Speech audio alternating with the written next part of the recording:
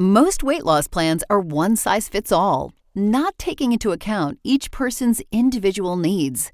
Noom is here to change that. Noom Weight uses psychology. That's why they say losing weight starts with your brain. But it also takes into account your unique biological factors, which also affect weight loss success. The program helps you understand the science behind your eating choices and why you have cravings. Everyone's journey is different, so your daily lessons are personalized to you and your goals. One of the great things about Noom is that it's nourishing instead of restrictive. They focus on progress instead of perfection. You don't have to give up carbs, or anything for that matter. Have cravings? Food FOMO? Noom can help you lose weight while still enjoying your favorite foods. To date, Noom has helped more than 5.2 million people lose weight. Stay focused on what's important to you with Noom's psychology and biology-based approach. Sign up for your trial today at Noom.com. That's Noom.com. Hello, you're listening to Me and Paranormal You with your host, Ryan Singer. Because it's more fun to believe. Hey, everybody. Thank you for listening to another experience of Me and Paranormal You. This is your buddy, Ryan Singer. I'm excited today because I have a new friend, someone I just met not too long ago at a mutual friend's birthday party, and Lauren Osborn, who is a medium, actor, producer. Am I correct about that? Director, writer, all around artist / creative type person. There's a lot we're going to get into today. I'm excited. Thanks for coming on the show today. Thank you so much for having me. I'm excited to be here. So obsessed is a strong word, but I'm almost every day I'm thinking about near-death experiences. I've never had a full-blown near-death experience myself. I've had like moments where I'm like, oh shit, I almost just got killed kind of situations, like run over by a car, like on the hood of a car kind of thing. But that's a lot different and so before we get into that, because you've got, if I'm not mistaken, multiples and then also some terrifying stuff that, potentially will, depending on whether or not you want to get into that, we can talk about that as well, because that's led you on a whole nother journey. Sure. Absolutely. Yeah. When you were a kid, on a scale of 1 to 10, how weird were you? Oh, 10. Oh, absolutely. I mean, like off the charts. And even going to like the gifted programs and the fine art schools with the other weird kids, I was still like a league of my own. Literally Okay. my own. Yeah. So you were you communing with invisible friends and things like that, or like just was that your kind of classification of like, oh, she's like, when people would bring you up, they'd be like, oh, she's so weird. Yeah. I didn't have, standard like imaginary friends, but I was definitely communing with nature and animals in a way that was different than other people, that I didn't realize was different than other people until adulthood. And I had like series of like rituals that I was doing just like outside, always in a book or in my head creating stuff.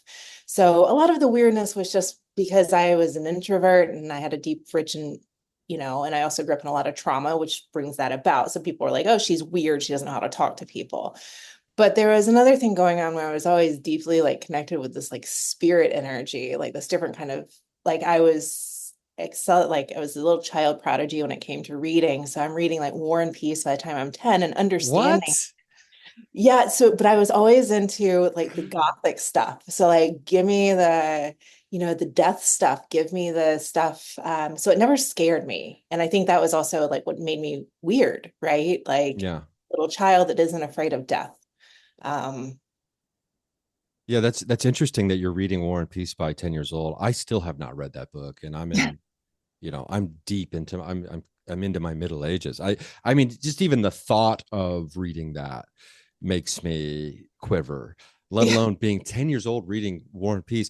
I mean, I can imagine that when it comes to being that deeply in tune with like spirit as a child, and oftentimes we'll hear the stories of people who are taught then as they get a little bit older to start shutting that down and start fitting into the quote unquote normal spaces. Was that something you experienced as well? I did not. I was actually very, very fortunate with my family. There was a lot of hard stuff that went on in the home, but I was always encouraged to read whatever I wanted to read. I was taken to church, but I was never forced to assimilate to a certain religion. I was expand my mind, come from a family of either scientists or artists. And which in the deep South was pretty radical for them to be like, no, just go do what you're gonna do. So I was allowed to go to a fine arts school. We had really strict academics, but like allowed to go to New York, encouraged and supported to go to New York, to go to acting school. They were always like, she goes by the beat of her own drummer from very early on. And so I'm very, very grateful for that. I know that's not the normal path. But they're always like, she's just different. That's really cool. I love Yeah. this idea. I love this union of scientist and artist too, and the space that it creates in the middle there.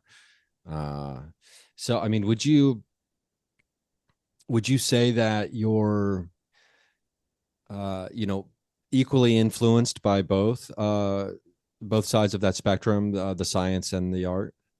Yeah, it's very like I have my love for my two Carls, Carl Sagan and Carl Jung. And I know Jung is, he was a creative psychologist. And it really I think that both sides of that family, whether they be the scientists and the educators or the artists, everything was about learning and expansion, and like seeking.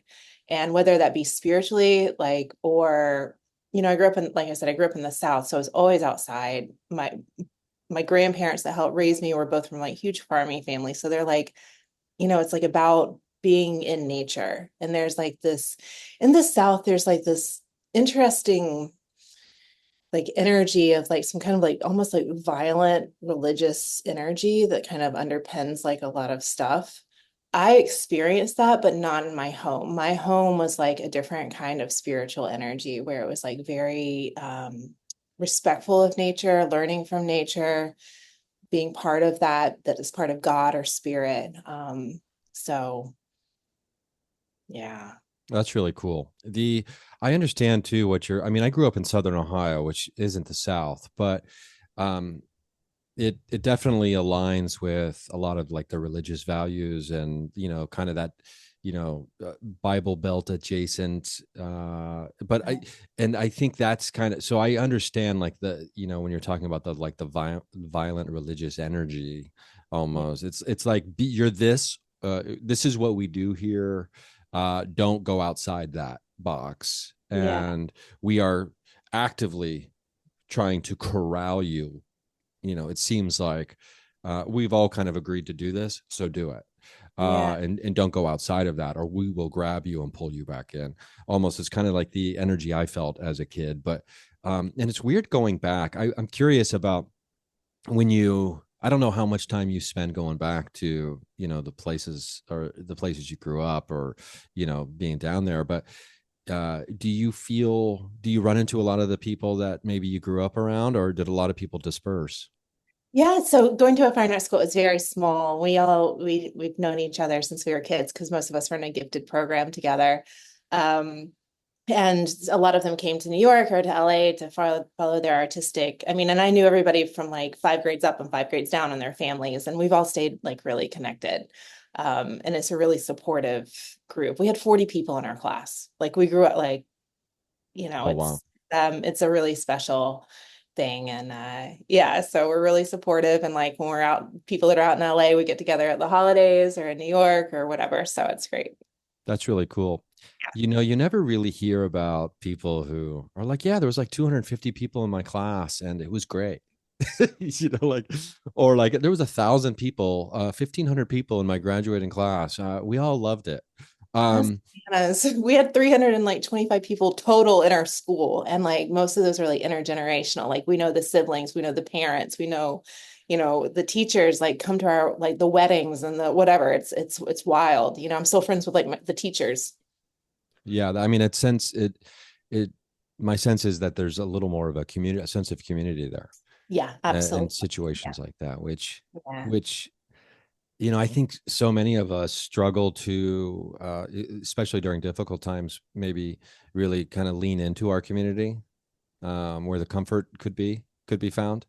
And, so but when if we're not raised in a situation where it's like, okay, you need to actively cultivate your community, it doesn't just appear and be there, which would be nice, I suppose. Yeah. And maybe for some people it does, but um, it feels like it's almost like community is a muscle that we have to exercise, right?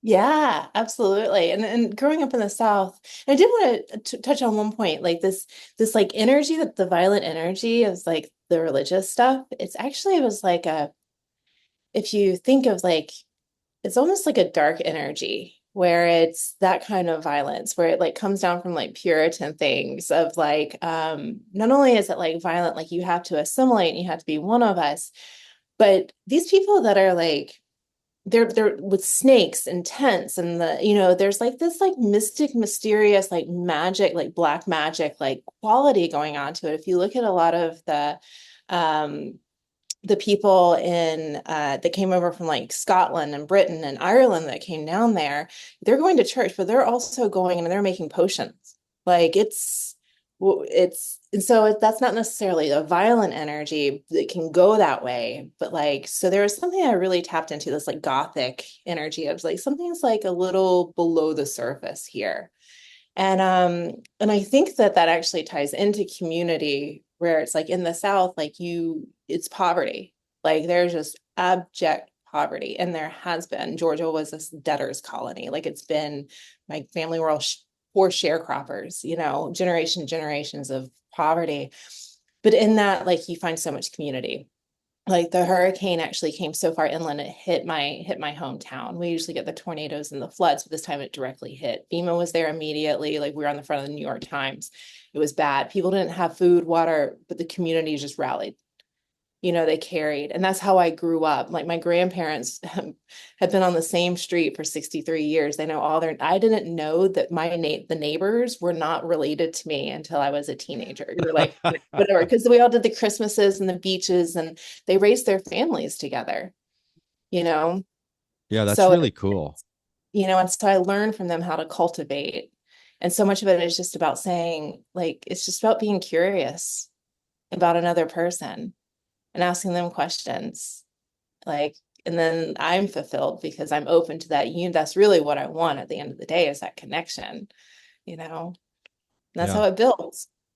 Yeah, I mean, it's a beautiful picture you're painting, and I'm gonna do my best to not go and try to lean into like, and this is why capitalism is wrong. Yeah. Yeah. I love this idea too, though. It's like when people, and I think it's an important message to remember, in times when we feel like when I know a lot of people can feel like, hope is being drained actively and quickly drained from the future. And it's like, well, when people, I guess, don't have everything that, everyone thinks should be provided, right? What we realize is everyone rallies together and we take care of one another and we come together in community in those times of need. We don't trample each other, we actually pick each other up. And I think that's something inherent in human beings, even though maybe the message has been different over time, what we've been told we would do inherently in our nature, when in fact it's the opposite. We actually do care about each other. I think that's a really cool message. We're going to take a quick break. We're going to be back with Lauren Osborn. We got a lot more to talk about. We're just setting the foundation here. And just as a reminder, if you don't like commercials in your podcast, you can go to patreon.com/Ryan Singer. $3 a month gets you no commercials. Wouldn't that be great? Actively take down capitalism by participating in it. Is that that actually doesn't, that's not effective. We'll be right back.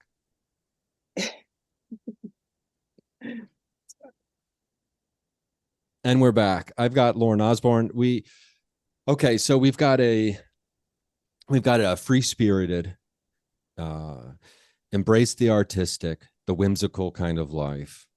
childhood, growing up with the arts, growing up with, science, the science, like it's all about seeking and learning and discovering more things, which, God, I mean, it's such a wonderful way to go about life in general, even if you're an adult, I think.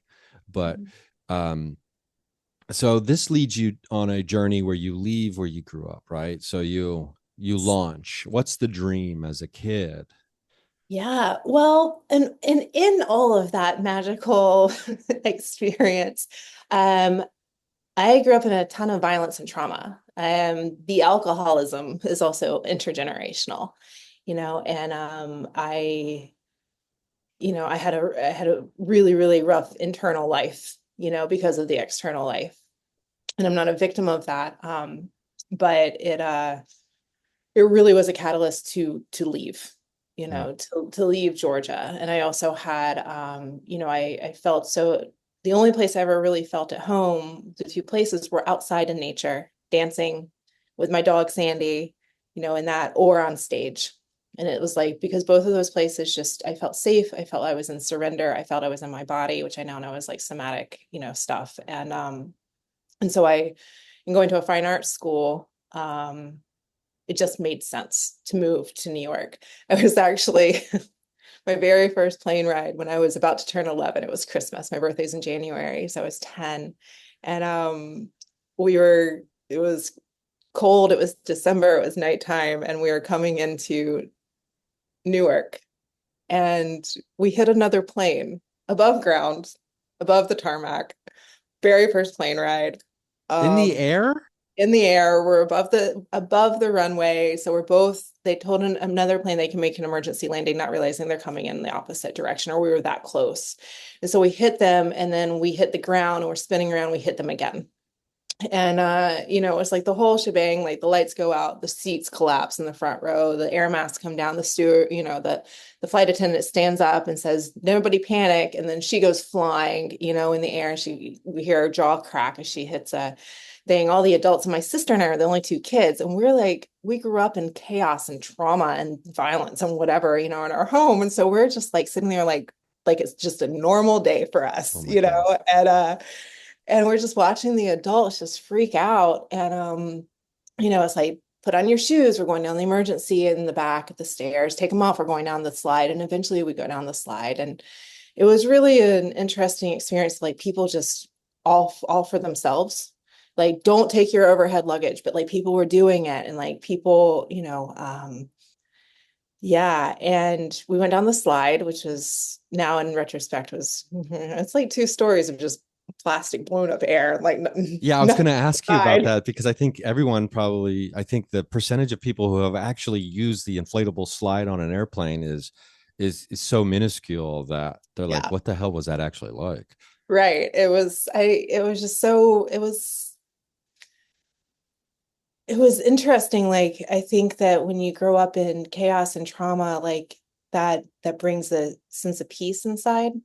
Like when COVID hit, everybody, like the world seemed to be freaking out. I was like, I'm good. Who can I help? I'm good inside. Let me go see who I can help, right? And or I hear a car wreck and I run towards it to see if I can help them, because I'm like, cool under those circumstances, emergencies. And so we get down on the tarmac, and there's a little old lady standing there, and I give her my blankie that I carried out because she was shivering. And I have my tie-dye t-shirt, and the other plane's on fire. Like, people died on that plane, and like we see all the engines like coming, like, down the runway, and it's just flying down, the fire trucks and the ambulances and whatever.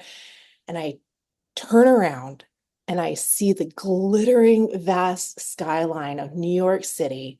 And I just had this thought of, I'm home. Like, I have chills right now thinking about, I'm 10 years old in the middle of this chaos. I see New York City, and I just something drops in. I'm like, home.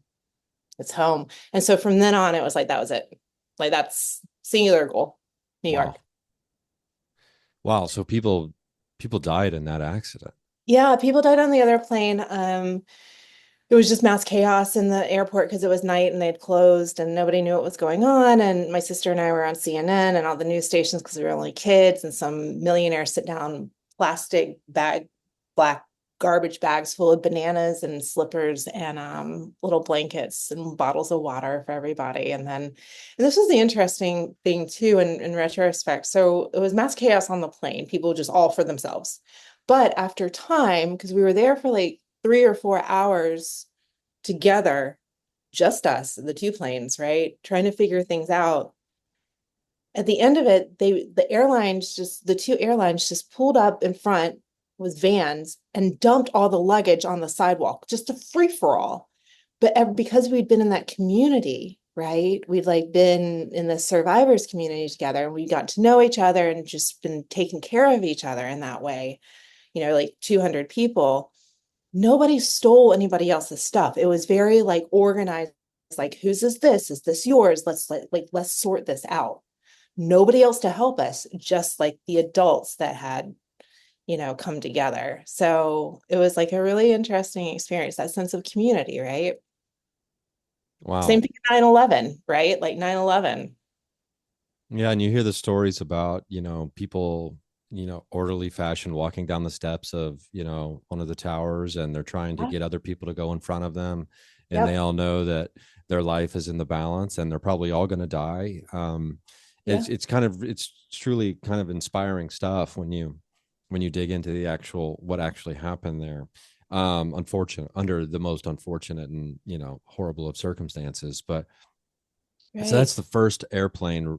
That's the first airplane ride, airplane flight you've First airplane ever ride took. ever. And you know what? I have no fear of flying. If anything, I did have a thing with Newark Airport when I was 18. I was going to Boston with my church youth group choir, and we were flying in and out of Newark to get to Boston. And I had a little bit of a panic attack going into Newark, and then coming back, I was a little bit better. And we're going down the runway in Newark, and they stopped the plane. And the Newark air, like, it goes into the water. They stopped the plane and make us get off because there was an engine leak. And I was like, you know what? I don't think I'm ever going to fly through Newark again. I think I'm good here. I think I'm good on Jersey, you know? Holy shit! Yeah, yeah. Okay, it's like we're not going to figure out number three here. No, Uh, well, but it's flying, I'm good.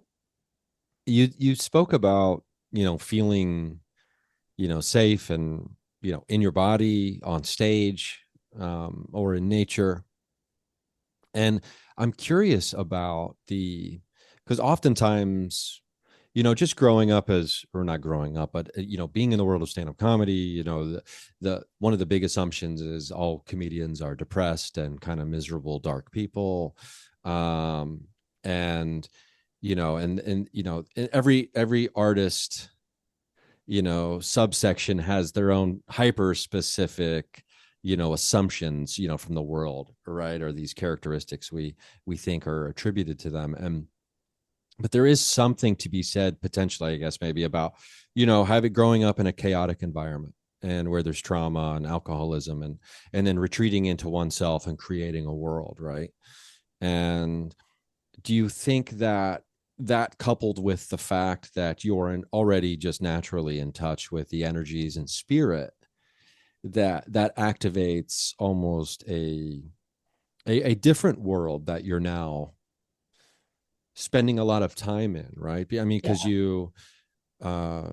because you're a medium. And do you think that creating those worlds, being in touch with your imagination in such a way, do you think that amplifies like, for lack of a better term, we'll just call it psychic work, or this metaphysical work that you're doing? Yeah, that's a great question. And so acting for me was never about escape.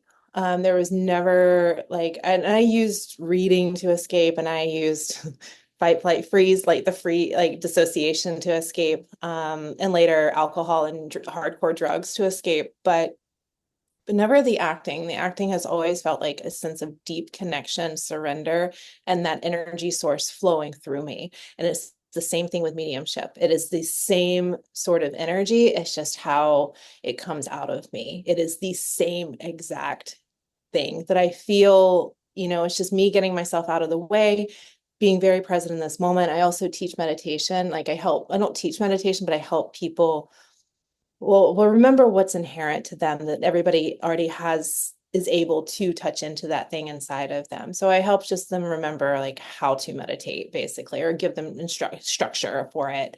And it's the same thing. It's just like being in the body, the mind, the conscious mind gets out of the way.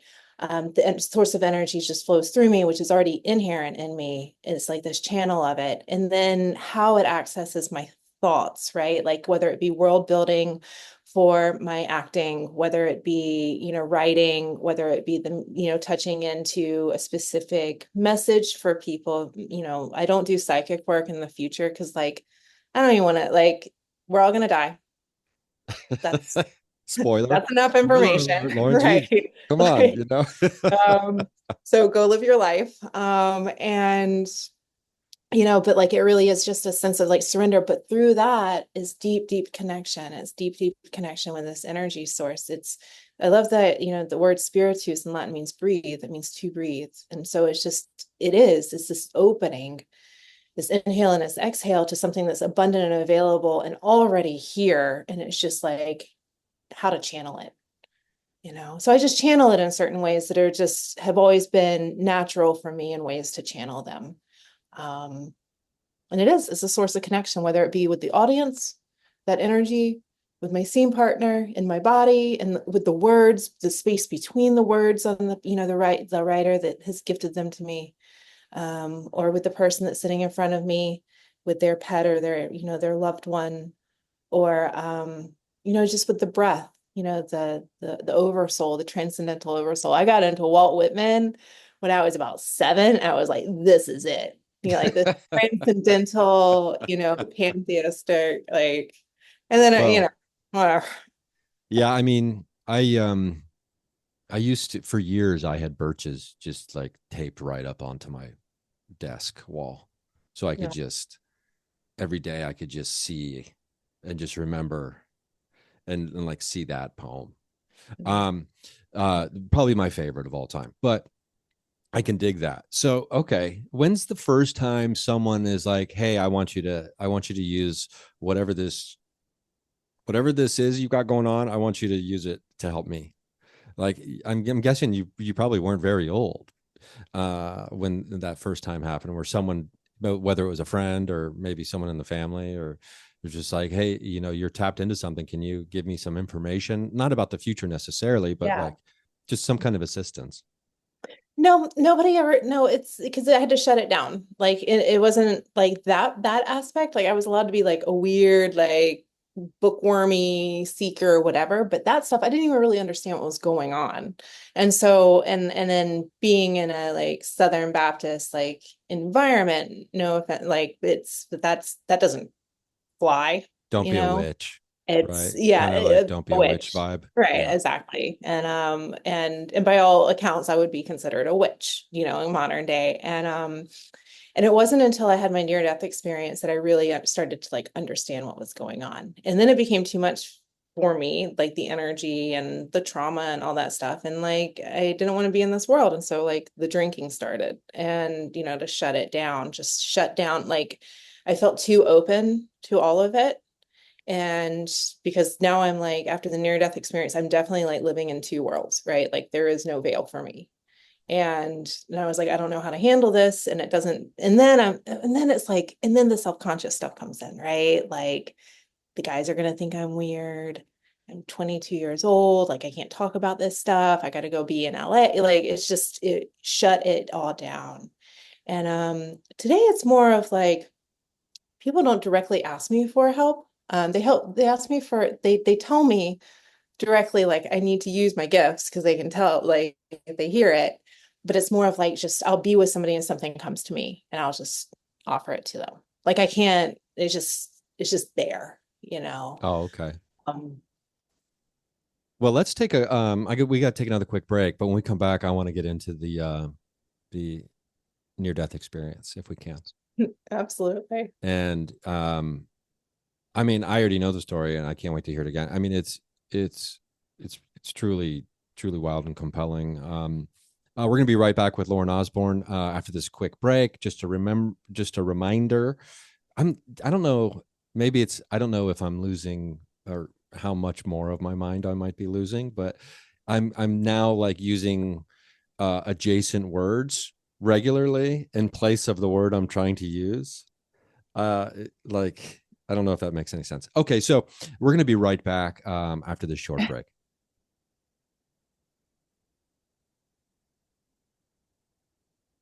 Okay, we're back. So people who listen to this show know that I've got wild ideas. I I love it. It sounds weird to say it. Like, I'm so excited to talk about near death experiences, but I truly am. The OA is probably my favorite TV show of all time, which is that's a huge component of that show. But I think that I just can't believe more people aren't talking about these like all the time, and the potential and all the information that can be gathered from actually talking to people who have NDEs or understanding what they actually do. But um, so this is why I love that we're going to talk about this. But can you walk me through what happened here? Absolutely. Uh, yeah, so it was right before I was supposed to move to New York, and I was on my way to visit my aunt and uncle and cousin in Charlotte. I was living in Augusta, Georgia at the time. That's where I grew up. And I was on the main drag in Augusta, Washington Road, and it's 5 lanes, so the middle turn lane and the two other lanes. And it was middle of the day and it was a clear day, and there was just no traffic, which was odd because that's usually a packed time of day. And I was 50, I'm 18, so I'm like 50-50 on my seatbelt. And I thankfully had my seatbelt on that day. And I had the windows up and I just had the music on. And I remember I was driving 10 and 2 for some reason. And I'm driving, and out of the corner of my eye, I see a car sitting on the side of the road from like an apartment complex. And I see her just pull out. And she pulled out straight in front of me to turn into the turning lane to go in the opposite direction. And I didn't have time to hit my brakes, but I did have time to just slightly turn my wheel. And that was the last thing that I remember, just slightly turning my wheel to the right so I wouldn't hit her directly in the middle of her car. And well, that's the last thing that I remember of like in human world, because immediately I'm in this space. And actually my backdrop looks kind of like this, but it was I had an out of body experience as well. So it was near death and an out of body. I was no longer in my physical body, but it felt like I was suspended in air. And all around me, instead of it being a white light, the best way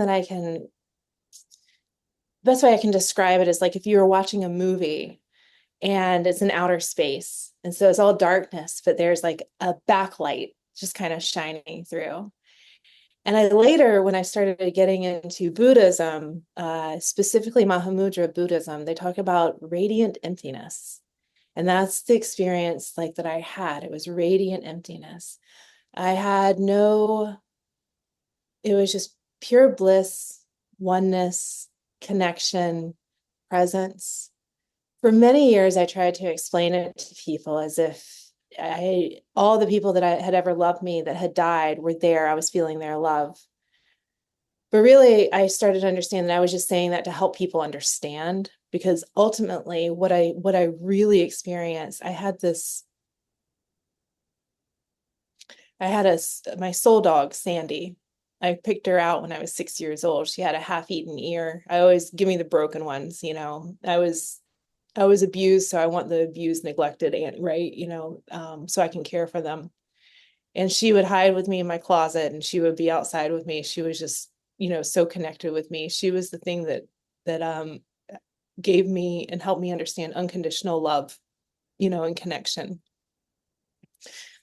She's been dead 20 years. And I just, I weep about her. But in that near-death experience, that's what I felt, her, right? Like that kind of love, that kind of just here present. Because I remember like looking at her in her eyes when I was little and just feeling safe, and like, she was right there with me. And that's just what I felt overwhelmingly, right? Like, and it wasn't even overwhelming. It was just like, it was natural. It felt like a natural state of my being, right? Like that's how it was supposed to be.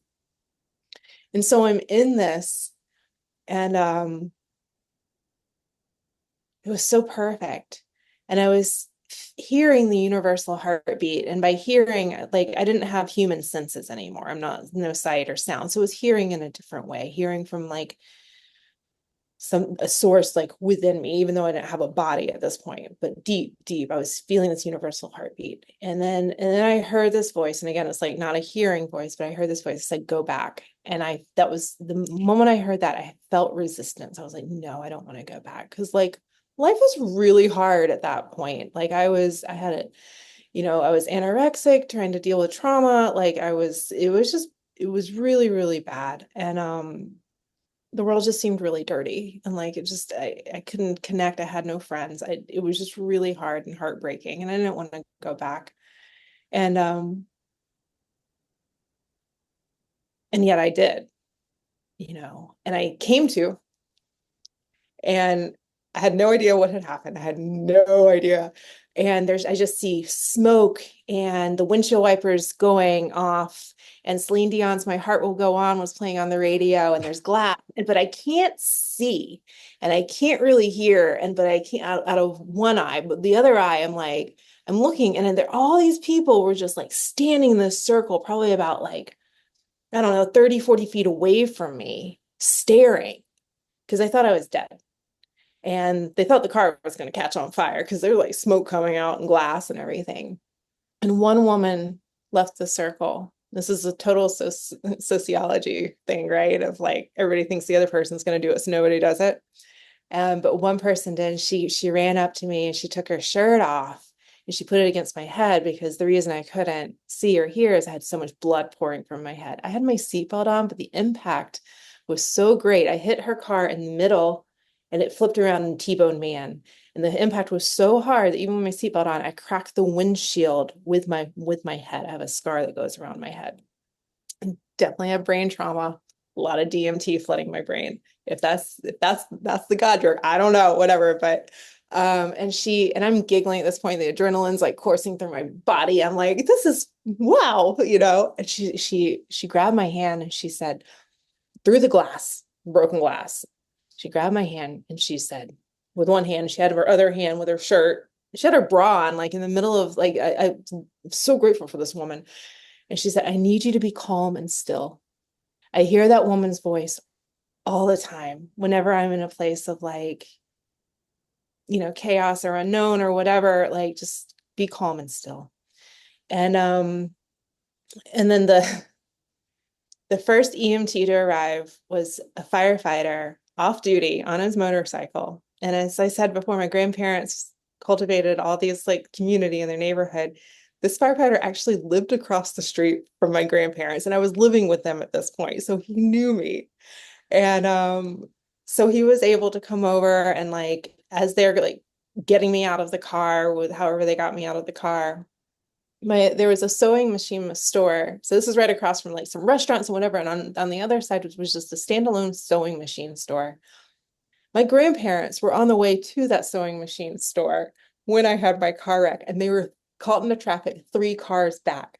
And my grandfather got out to see like what the traffic was about, and he recognized my car. And so my grandmother was able to come, and because Richard, the firefighter, knew her, was to let her into, and like she was able to ride with me in the ambulance. And of course it's like the South, so she also knew the guy who was like the EMT in the ambulance because she knows everybody. And yeah, and then it was the truest, realest experience of my life. I can touch into that all the time in meditation. I can grow and cultivate that. And it's been such a great gift for me on multiple levels. Like I have no fear of death, none. It's safe. It's really wonderful. And it's not there. It's not a transition into another place. It's actually right here happening all around us. It's just we lose the physical limitations of our body and we go back to what our true nature is. Again, like in Buddhism, like the true nature, the light, the clear light, like it's just a return to that. It's a homecoming. And I also have, but I also like lost any ambition for wealth or money. I don't care, none, which is also not a great thing. Like when you're an actor, you don't tell that to your agent, like, I don't care about money, you know, like, I'm always going to be taken care of. But I also, one of my callings is to sit with people as they're dying, to help them be in that place as they transition. If there's fear or if there's regret or remorse, if they need forgiveness or grace or just somebody just to be with them is one of the most profound things is somebody. So it's like end of life spiritual care. That's my call, one of my callings. And yeah, and then that voice has served me many, many times. That voice that I tapped into is the thing that we get to tap into in meditation. When we start to move this mind out of the way, we get to listen to a different voice, we get to hear a different voice. And when we begin to listen to the breath instead of the mind. And so that voice has come through several times for me. The one that said go back and the one that said, that universal heartbeat. So yeah, it's trippy. It's this Well, third dimensional world is like so beautiful and so awe-inspiring and so delightful and wonderful, but it just pales in comparison. Pales. The closest thing is like deep connection with nature, animals, or being with a loved one, or being with somebody when they're dying. If you ever get a chance to sit with somebody when they're dying, do it. which is, hard for some people probably to do. I mean, because usually that's going to be someone who's close to you. Yeah. Um, But I getting mean, to show up for them in that way, right? And like there are plenty of resources on how to do that and how to hold them. And I've had people in my life that, the Tibetan Book of Living and Dying goes into it, Pema Chodron goes into it. There are plenty of resources. And just to, because it's actually the greatest gift is not for them, but it's for the person that lives. It's part of in modern society, like we're the first like Western modern society with modern medicine in the past like 200, 300 years, we're removed from death. Before that, you had people dying all around you. You were with your relatives. You saw it up close and personal. So there was a different kind of relationship to it. Um, yeah. do you do any death doula work? No, I've looked into that, but a lot of the death doula work is there's a lot of logistics and dealing with family. I'm very like I want to be with the person. It's more of I think I said end of life spiritual care. Like how is their spirit Yeah. at the end of just this part of the journey, right? Um Yeah, I mean, that's I think it's really fascinating too what you said about it's death isn't, being dead isn't a place you go to. It's all around us right now. And I want to talk a little bit more about that. We're going to take another quick little break here. I'm actually looking at one of my affirmations, um, which ties directly into this thing about like, the physical world, we are more than our physical body. And we're actually completely surrounded by everything we're connected to. So it's a lot of great synchronicities. We're going to be right back talking more with Lauren about all this great stuff.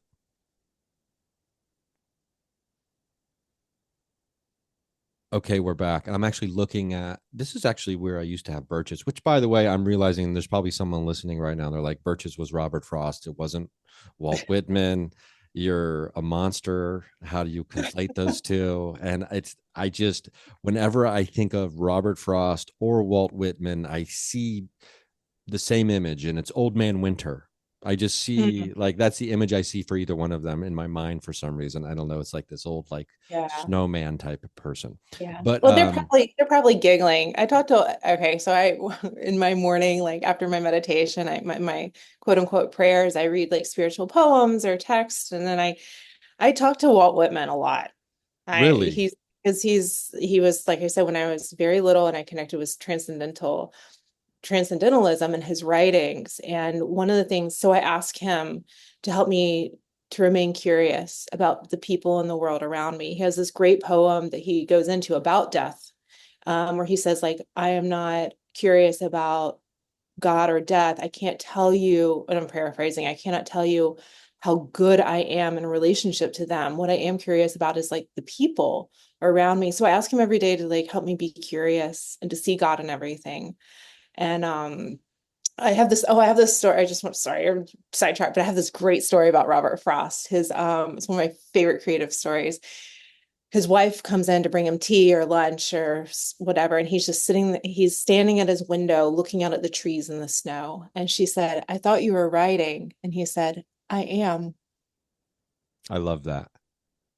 I love that. I'm going to try not to take it and just bastardize it and just act like I'm writing now all the time, no Right. matter what I'm doing. But I do love that. Yeah. Now next time you talk to Walt, Yes. ask him how annoying, or if he, I mean, he's probably not annoyed by it. I mean, he's in the after form, but the idea that, the line of, fences make good neighbors. I mean, I just imagine how disappointed he is at how people have interpreted that, to be like, oh yeah, we need to put up fences. Walt said, because that is Walt Whitman, right? Who has that line in a poem, or is that, who is that? Is that Walt Whitman? No. Who is that who says fences make good neighbors?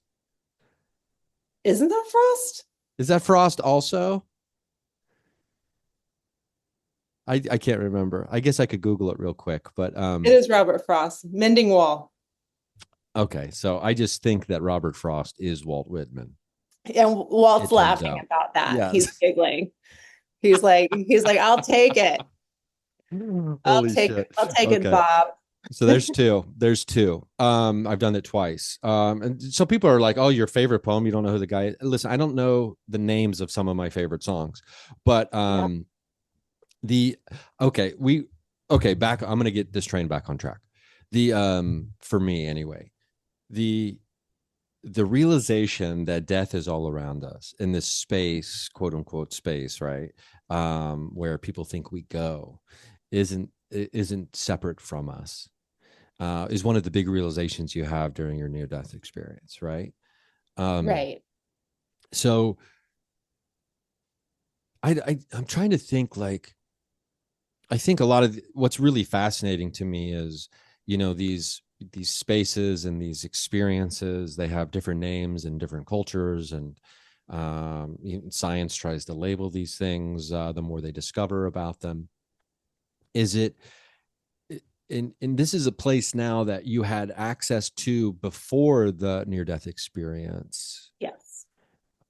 Was it just more clear after that was in fact the place you were accessing, or did you already kind of know it? I think in internally I knew it.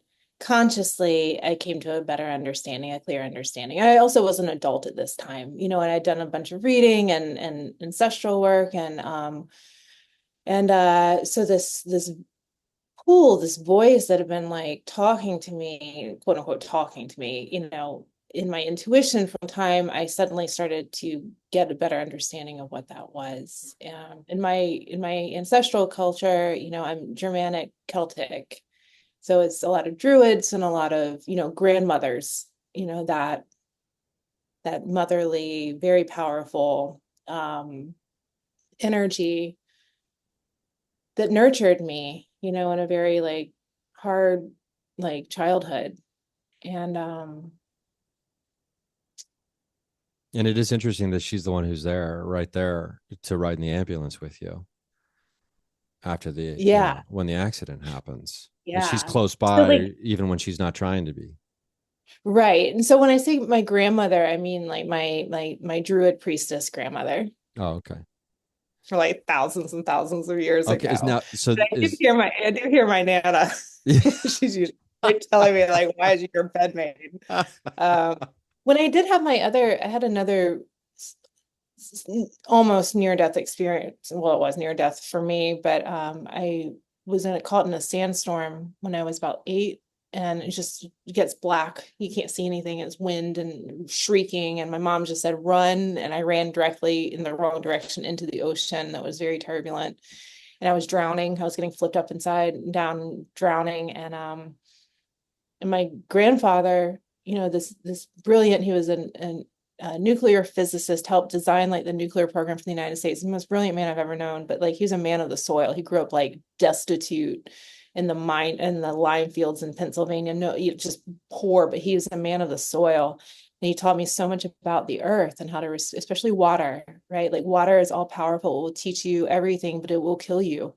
You have to learn how to respect it and be with it, which is very much like life itself, right? And so when I'm drowning, I'm flipping around and I can't, like, I'm just, it was terrible, it was terrifying. And I just, in that moment of like, I'm about, like, when you're about to die, like, things just get clear. Like, your ego just like breaks open. And so you start hearing those other things, which is actually the same thing as meditation. You're breaking open your ego so you can hear a different voice, right? And, um, and I just heard his voice say, quit fighting, just quit fighting. And so I stopped fighting the water and I dropped down below the waves into like the still ocean that's underneath. And suddenly, like, my body rights itself, and the ocean, eventually the waves start pushing me towards the shore. And I was a very strong swimmer and I could hold my breath for a long time. And so the water just ended up carrying me to shore. And so it's like those moments of like, and so after my near-death experience, I just was able to hear more of those. I get to hear more of those more often, especially in conjunction with a like non-negotiable, consistent meditation practice for almost 12 years. Where it's like that channel is just very open and I can hear things that come from within me and not through my conscious mind. Um, like my little run-in with I think I told you about, did I share with you about my run-in about a month and a half after my car wreck? I believe so. Now, wait, is this what's tied to a project you're working on currently? Yeah, that one. Yes. Yeah. I don't know how much you can talk about that. Um, but do you want to tell that? I mean, that's Yeah, harrowing, and it's yeah. okay, yeah, let's get into that. I mean, because this is, and to me it's crazy. I mean, so first of all, where can you tell me where you were when the sandstorm thing happened, where you run into the water? Like that sounds to me, Yeah. that's like a scene out of Mad Max. It's like terrifying. It was so growing up in Georgia, we would go to the South Carolinian islands about 2 hours away, for the summer. So it was like other hunting island or harbor island.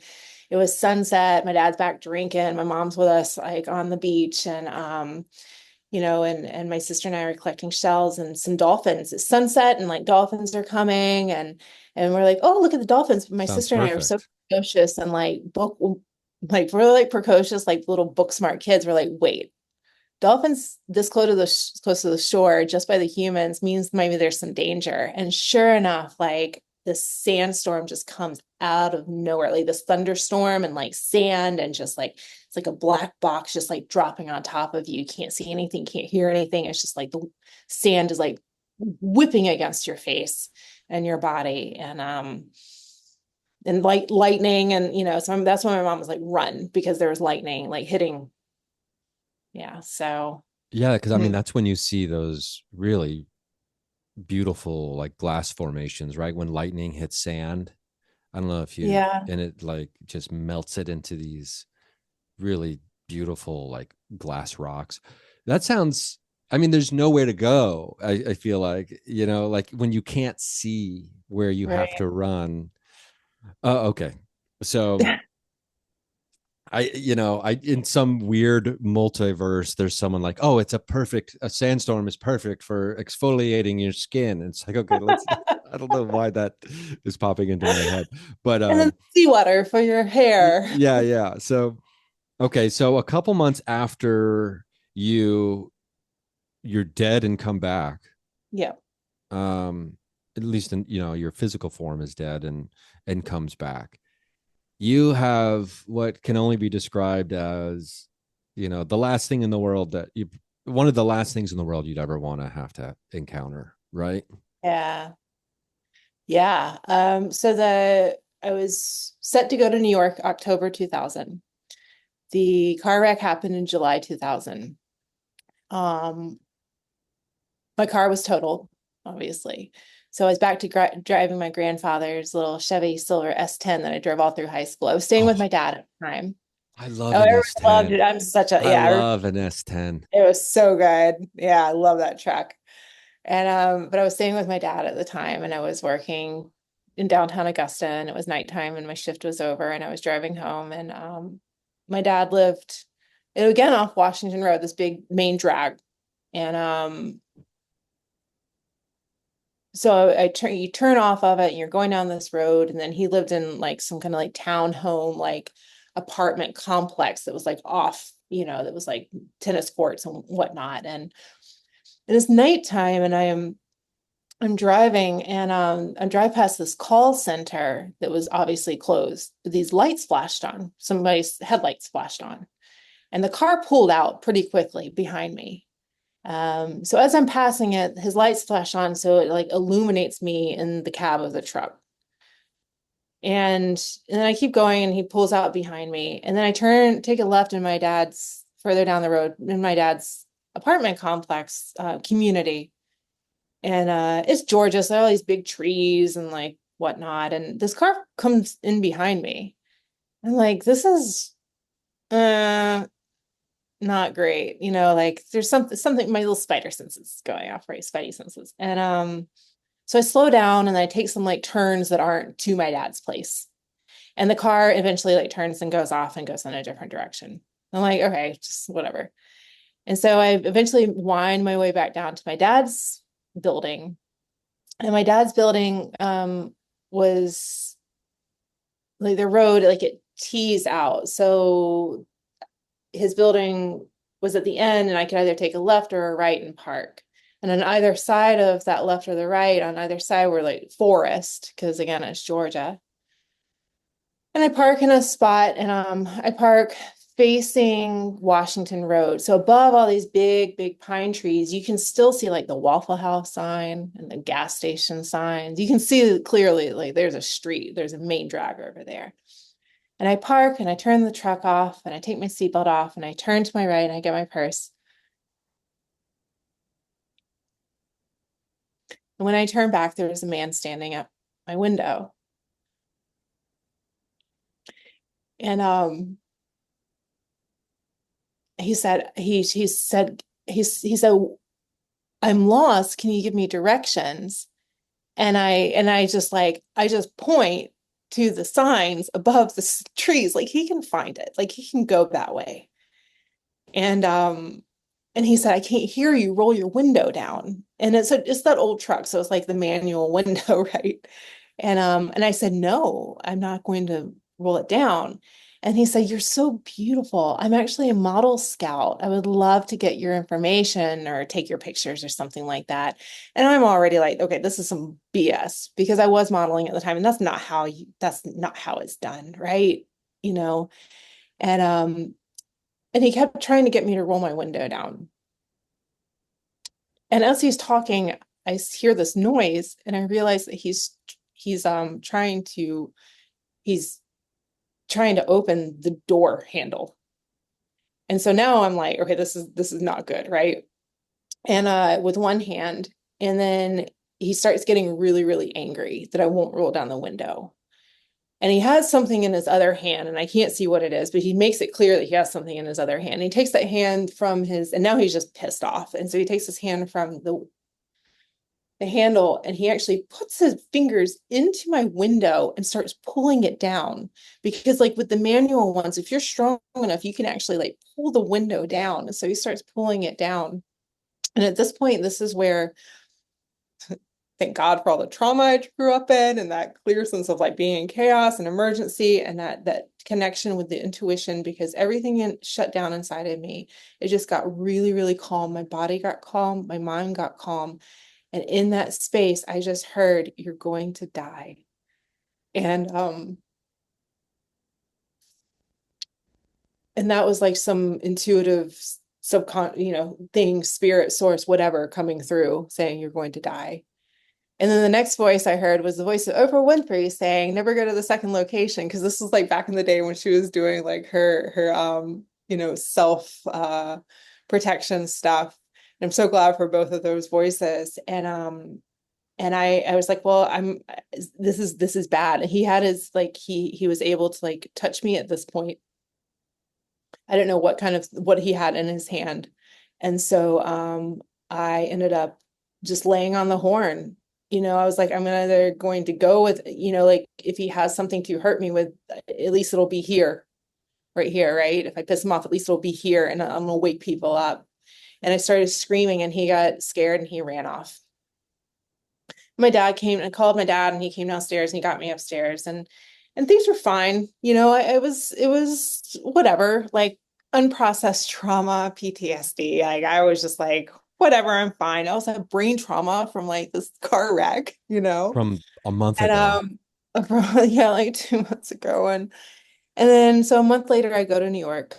I'm in New York. I get a stalker right away. So this guy's like following me around. So I'm already like creeped out and scared and stuff. And I'm coming from Georgia to New York, where it's just like a mass crush of people, all around me. But it was really lovely because back in the day, nobody had cell phones, and you saw the same people walking in the mornings. You go to the same deli, and the deli people knew me. It was a sense of community.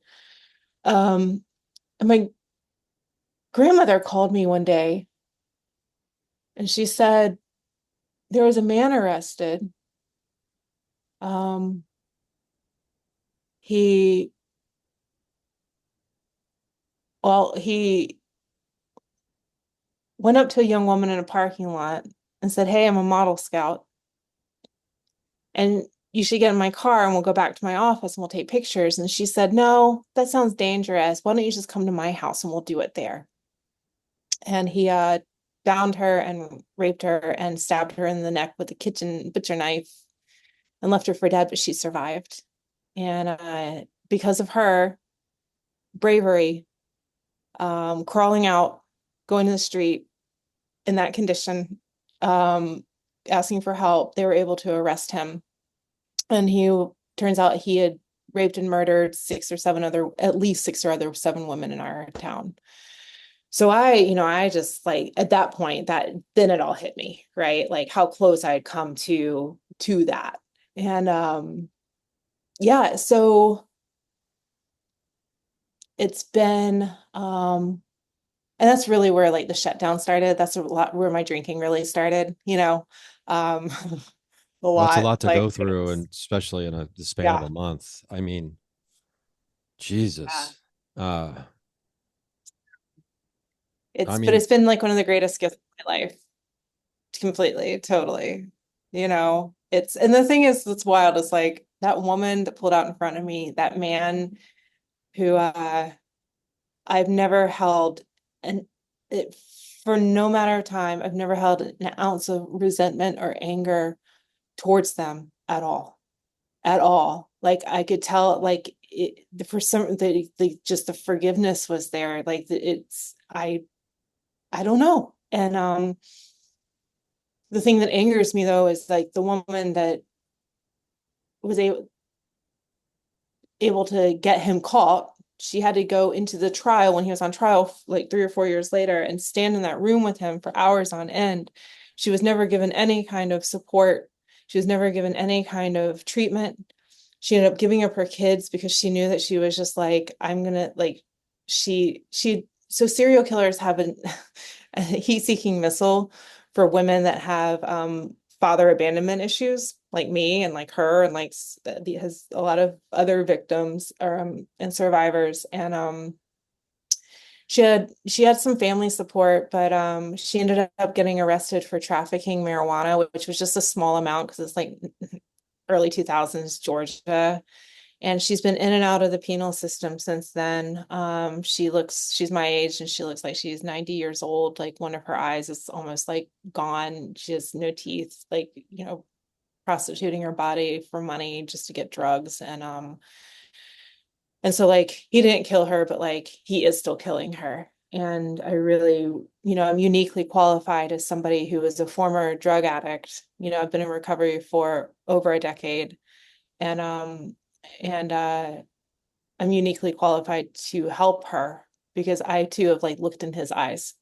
He's and I really, really want to get her help. And if she would accept it, or at least like her record expunged, because now they're just picking her up for like missing bail, like she's going to.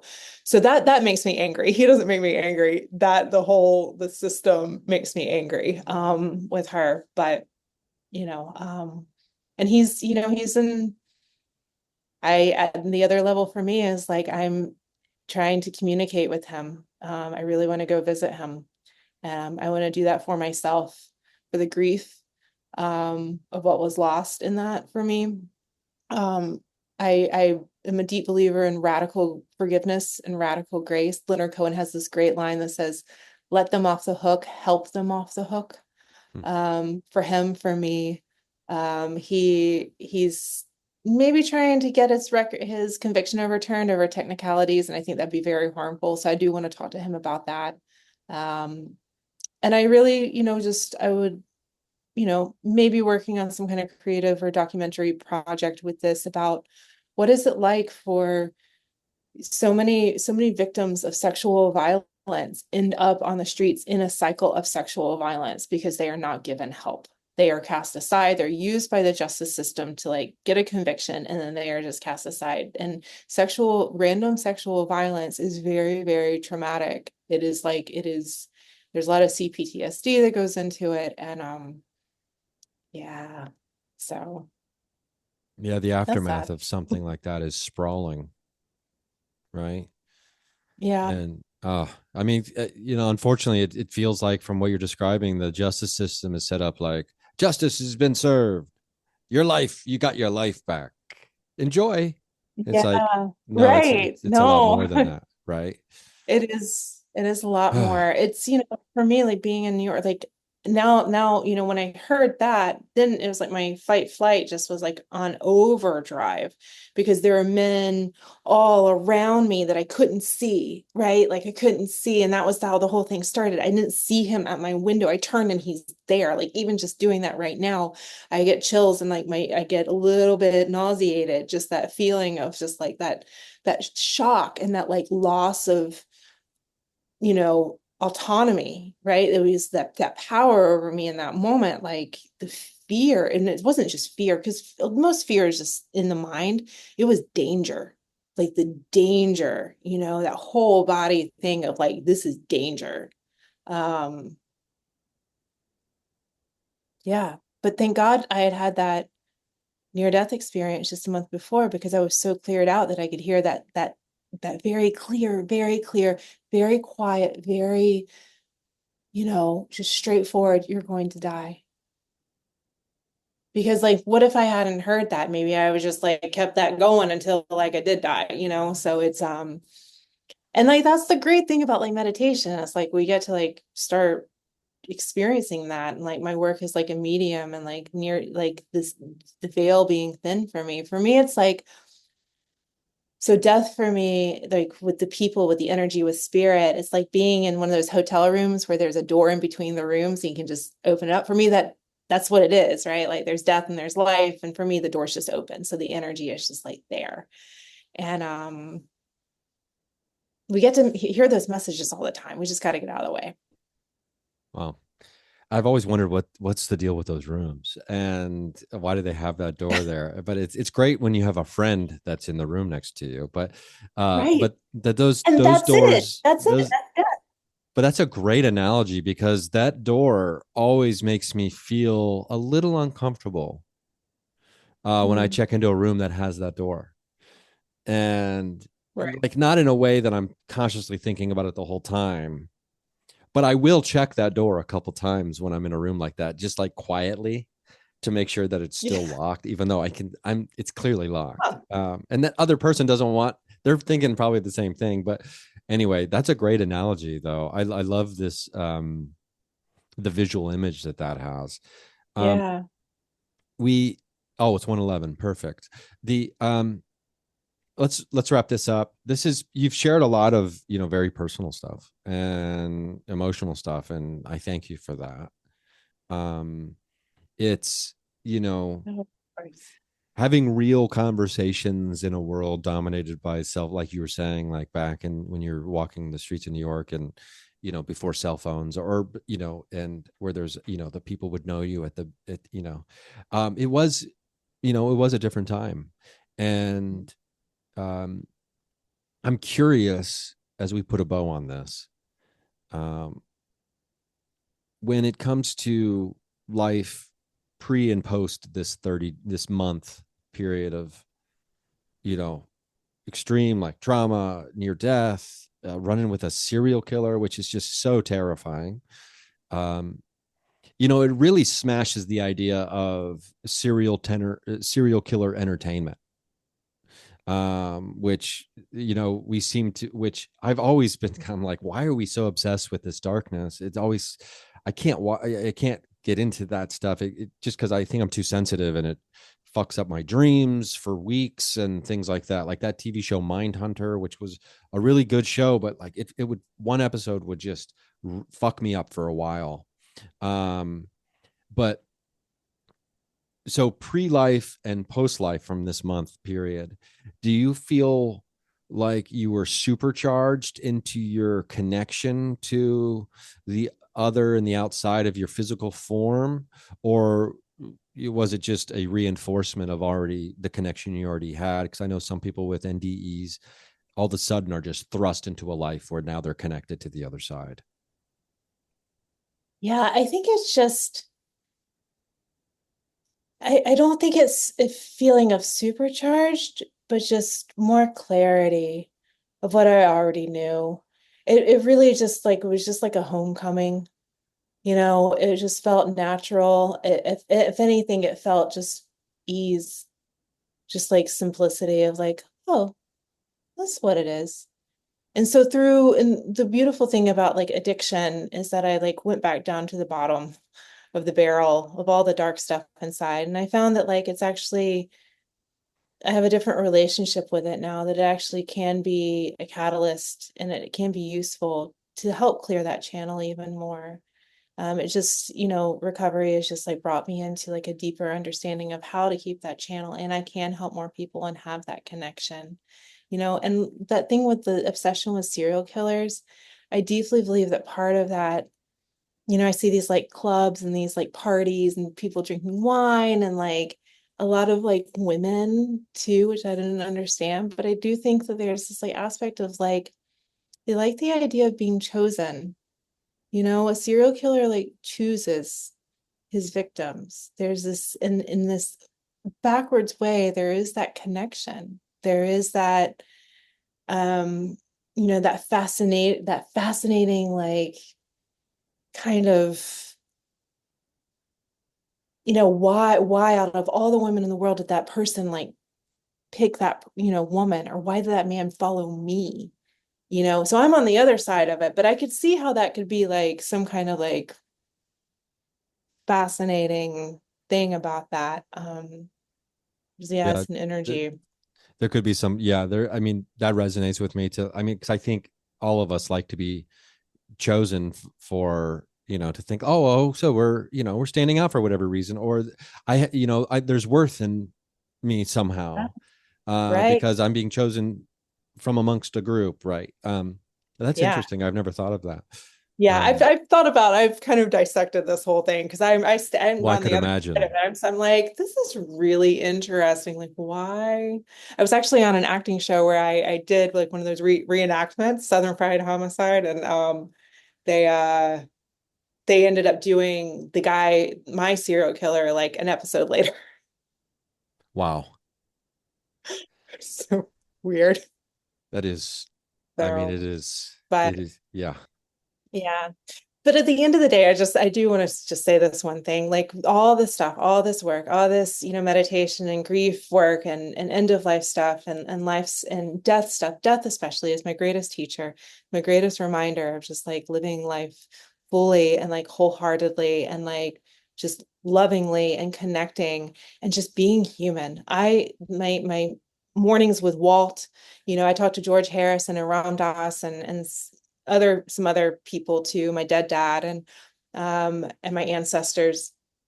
And the whole thing is just like being here and being present and just being human.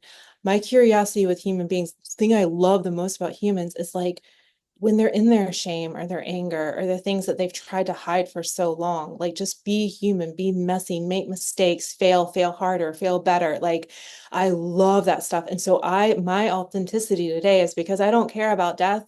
I don't care about what people think about me. I don't care about money, any of that stuff. I just use my energy to be of service to others and creativity. And then I love being a messy human being because I believe that makes the space for other people. It creates a safe place for other people to do the same. So when you are your authentic self, however you arrive in that moment, you're allowing the other person to do that too. And that's the deep connection that I also find in spirit. So Oh, that's awesome.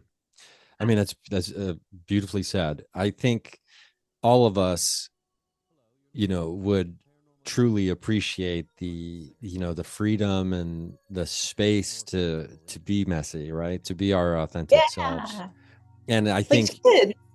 yeah, and you can just like it's almost like you can take a breath, like, right, Yeah, and like you can have a nice, you know, exhale and just be like, okay, right, this is who I am, right. and you know, not for better or for worse necessarily, as much as like this is just who I am. And I think the closer we get to that, and I know through like meditation practice, I loved what you said earlier. You said a non-negotiable, what was it, a I have a non-negotiable? non-negotiable meditation practice. I Yes. have quiet time. I don't look at my phone for the first 2 hours. I get up and meditate and I do my readings and writing and I dance or stretch or whatever I want to do. And it's non-negotiable. I don't let my brain decide anything. And the brain at the end of the day is just a lazy computer. It likes patterns. So if you create that pattern, it's my favorite part of the day. It's the meditation and I it just really works. I just see like like a classic old like desktop PC with like the cartoon face on it, just being like, I don't want to do it. Just give me Yeah, like the right. lazy computer. Well, Lauren, this has been great. Let me bring this up real quick. Let me look at it. It's allinherent.com Yeah. is the website where you can get you can learn more about all the things that Lauren is doing. Again, that's it's all inherent.com. That's ITSALLINHERENT, just in case you haven't written out the word inherent in a while. That's a reminder on how to spell it. Is there anything else or anywhere else you want to guide people? The film that you wrote and directed it, right? It was actually a play. So it's a Or short was a play. play? Yeah, I'm turning it into I have some other things written, but this play means a lot to me. It was about a familial like intergenerational trauma from pre-sex abuse, which I know is a huge thing. And so that was my short play, and I'm working on that. All my writing is about like intergenerational trauma, and because like we're in just in that season now, and I think people are like starting to see that, and that we can actually be the ones to break it and to change it and to heal it and to let go of it. And again, that just like opens up to more space and more connection and more human connection. The end of loneliness, and yeah. The end of loneliness. I mean, who's not on board with that? Right? Okay. Well, this has been great. Thanks again Yeah. for Thank you joining. so much for having me. This was I'm so grateful, and I hope that I said something that can help somebody else, just like one person, that's it. It's just Well, how can we be I think you serve already have. You've someone? helped me. So Well, success already before it even goes out into the ether. But thank you. okay. This was great. And just a reminder, it's allinherent.com. You can find that's Lauren's website. So definitely go check that out. No, thank you so much, Ryan. This was wonderful. I'm so glad to be here. Thank Yeah, you. thank you.